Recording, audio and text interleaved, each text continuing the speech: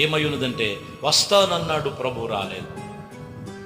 మీరు గమనించండి ప్రియమైన దేవుని బిడ్డలారా, ఎక్కమన్నది ప్రభువే, ఆ ధోని ఎక్కమన్నది, ఆ ధోనిని నడిపించువాడు ఆయనే.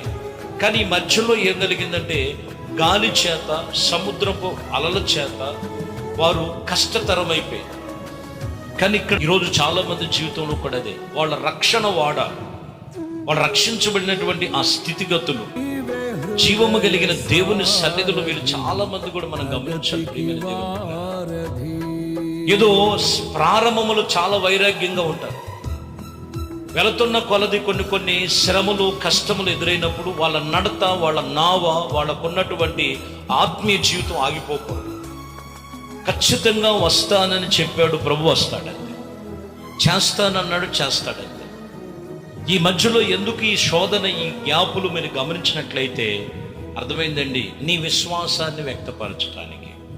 కాబట్టి అరణ్య మార్గముగా ఉన్న, శోధనగా ఉన్న నీ ఆత్మీయ జీవితాన్ని నిన్ను ముందు నడిపించగలిగిన దేవుడు, ఆయన పేరు నజరేయుడైన యేసు.